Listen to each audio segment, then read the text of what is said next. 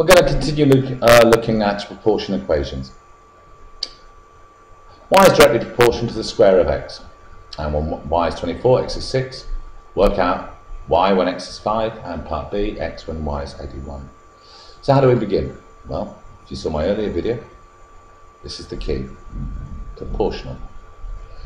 So we write y and then the proportional symbol. Now it's the square of x, so we write x squared.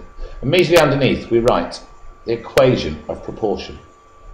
Now basically all that they'll do is this: I replace this symbol here, the proportion symbol, with equals k. And k is the constant proportionality.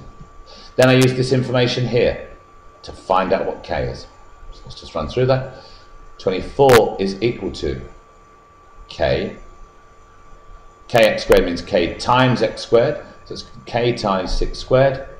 In other words, 24 is equal to k times 36. Or better still, 36k. So here's the stage I'm at with my equation. 24 is equal to 36k. And from there, it's pretty straightforward. I take the coefficient of k and make it the denominator of 24. So it becomes 24 over 36, which simplifies as 2/3. That's what k is. And my final step is to write out this bit here, my proportion equation, replacing k with this value here. So my final line is y is equal to 2/3 x squared, or 2x squared over 3. Now let's answer this part here. Answer these two parts here. Finding y when x is 5 and x when y is 81. So y is equal to 2x squared over 3, and when x equals 5, it's going to be y is equal to 2 times 5 squared over 3, equal to 2 times 25 over 3, equal to 50 over 3,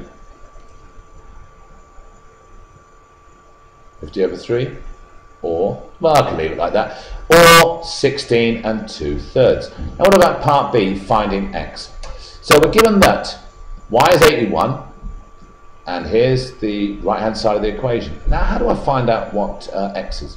Well, I suggest you multiply both sides by 3 to get rid of that denominator.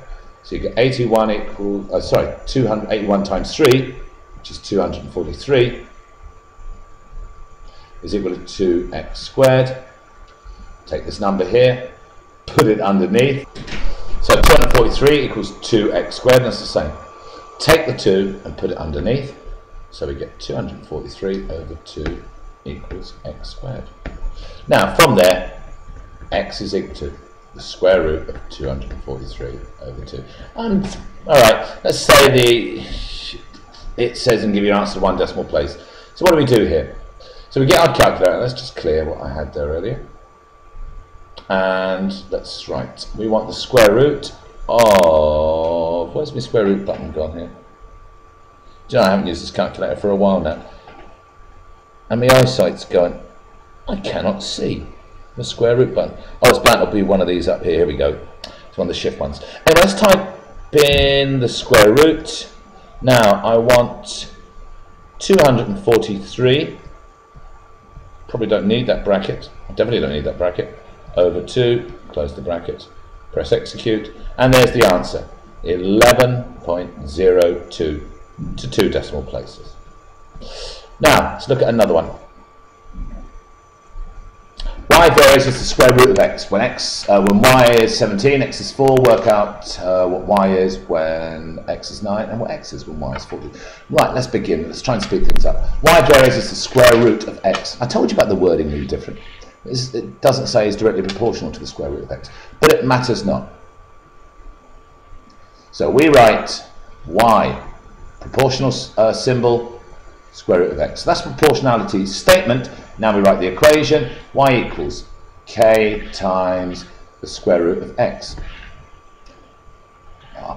Next step is to find out what k is.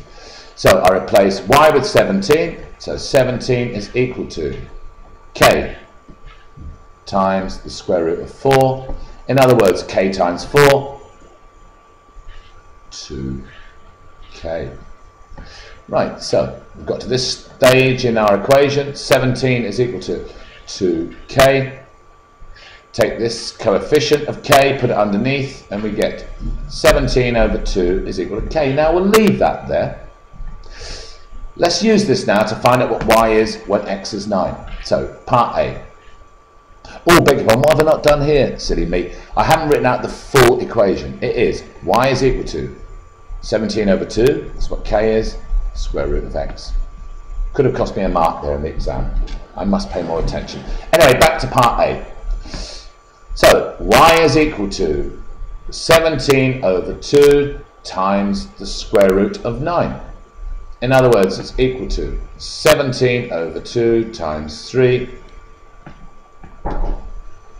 17 over 2 times 3, which is 51 over 2, or 25.5. Now, just do the last one. Let's remind ourselves, we're trying to find out what x is when y is 40. So replace y with 40 equals 17 over 2 times the square root of x. So now what we're trying to do, we're trying to find out what x is. So, what do we do here? Let's get rid of that denominator. They're annoying things. So I multiply the whole equation by 2, so I get 80 equals 17 divided by 2 times 2 is 17 times the square root of x. Next, I take the coefficient of 17 and put it underneath.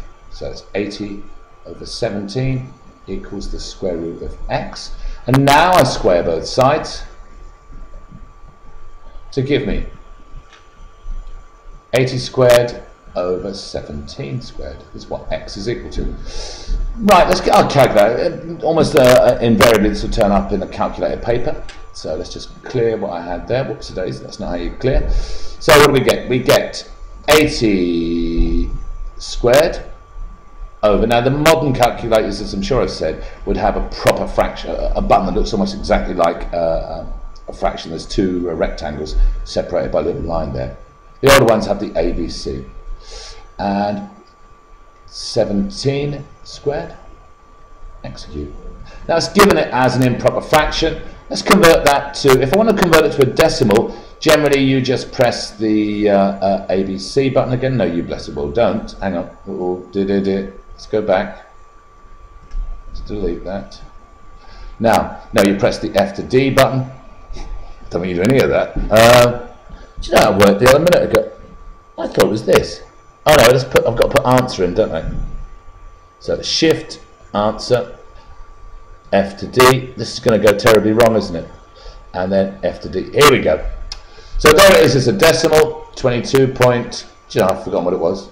22.145 something or other, which is 22.1 to 1 decimal place. Now let's just see if I can get this sorted out now. What about back? Will that turn it back? Yes, it does. Now, what about if I want to give it as precisely as a mixed number? So shift there, and here it is, 22 and 42 over 289. 22 and 42 over 289. Okay, sorry about the inexperience with that calculator. I'll try and improve my act, make it a bit more professional. Anyway, thank you for listening.